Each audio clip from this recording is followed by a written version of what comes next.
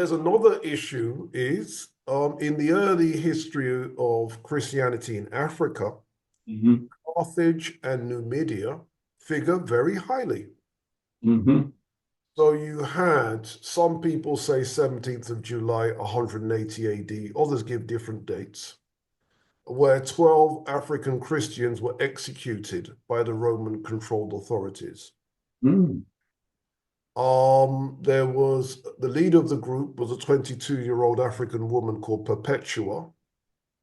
Um, and on the ruined site of Carthage, there was a chapel dedicated to Saint Perpetua.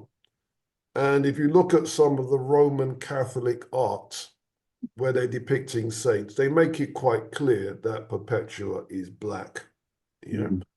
So there's a whole story. Again, I mentioned Professor John Coleman DeGraff Johnson's book, African Glory. He has a whole chapter called The Early African Church, which is, even though these people are under Roman domination, there is an African church history in Carthage, in Numidia, and in Egypt. And again, and some of what he's got is what you've said. You know, the whole thing about the Arian controversy and that type of thing. Right, right, right. And of course, Saint Augustine was in North Africa, and he was around what 250 BC and so on. And he said, I mean, the very thing that was being called Christianity was there with the ancients. Yeah. And he actually said from the beginning of the human race. So he was giving credence to all what was called paganism. You know, and I get that word, you know, and this is one of the things that Europe has done.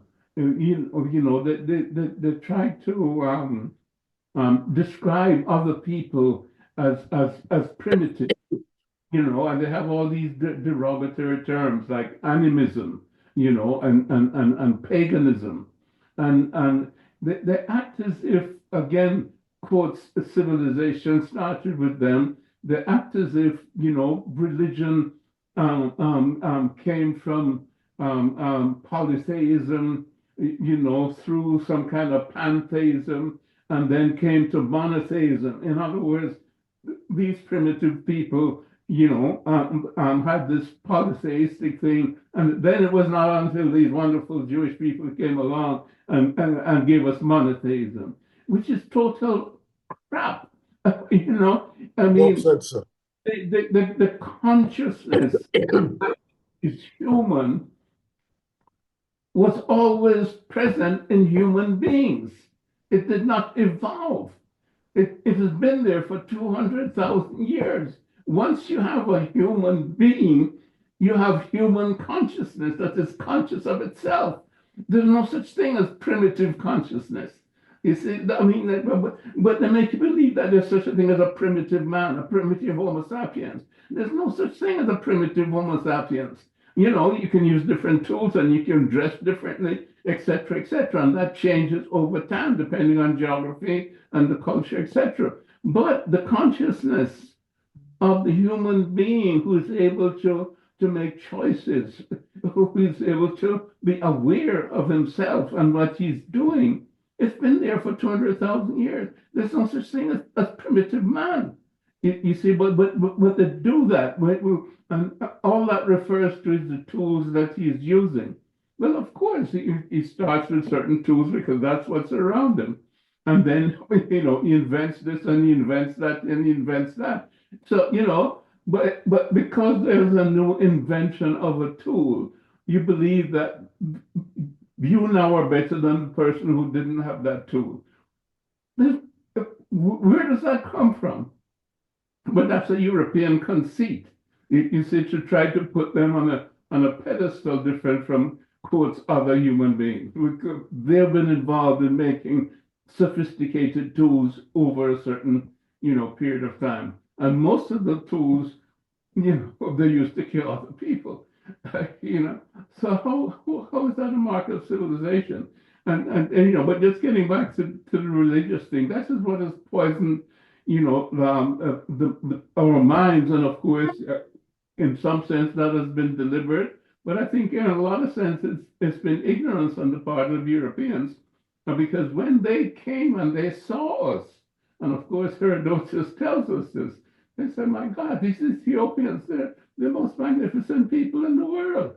I mean, they're handsome, they're magnificent, they're spiritual, I mean, he couldn't stop boasting about the Ethiopians.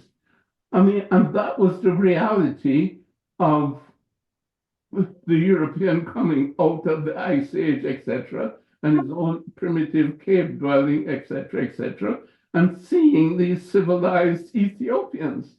But then, of course, it became converted over time in order to try to maximize who they think they are. And then they've distorted religion, they've distorted history, they've distorted science. Science became materialism instead of a comprehensive understanding of nature itself, and became a way to try to change nature.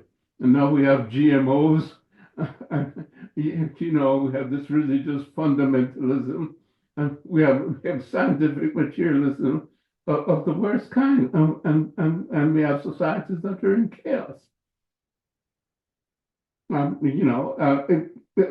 have to get back to the original understanding of who we are as human beings, and that has been lost, and that has been the tragedy, because the basis of Christianity again is the African understanding of self, of self as part of nature and as part of the Creator, and that whole relationship.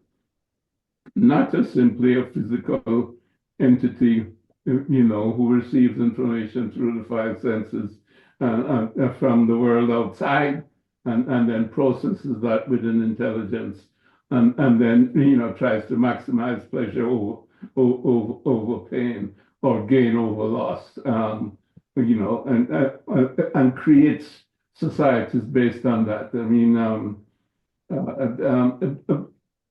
we can see the end result at the present time in terms of the climate crisis, in terms of the choices in the election in the United States.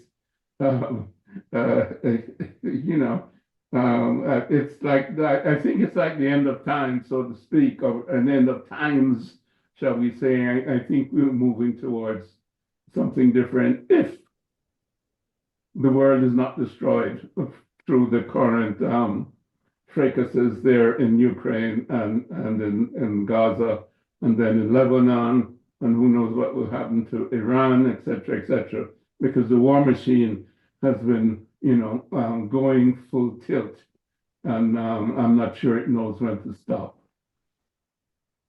Well said, sir. How are we doing time-wise? I think we've got 2 minutes, so I think we might as well start winding it down. Yeah, no, I did enjoy Carthage, and because it's like completely new to me. I mean, all I ever knew about Carthage was Hannibal, and his trip,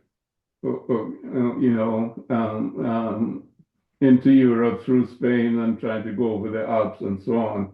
Of course, his ultimate defeat, but that was a moment of triumph for an African, shall we say, over Europe.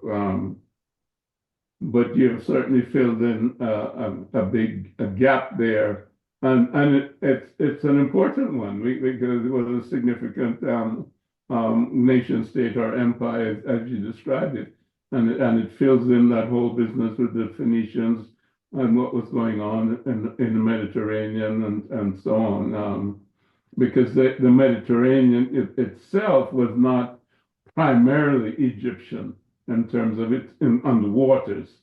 It was always talked about the Phoenicians, the Carthaginians, and so, this brought it up to date. Of course, also ethnically, we have an understanding of who these people were. So this was a good lesson for me.